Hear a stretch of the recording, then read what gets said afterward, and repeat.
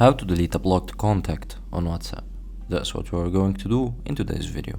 But first, make sure to like the video, subscribe to the channel, write down below in the comment section any suggestion or question that you have, and make sure also to watch and see our other tutorials and videos and apps playlists. So let's get started. It's very easy. So simply it's the same steps for deleting any contact on WhatsApp. So as you can see here, we are opening WhatsApp and here is the blocked contact. As you can see, let's click on it, and then as you can see here, it's written that I blocked this contact.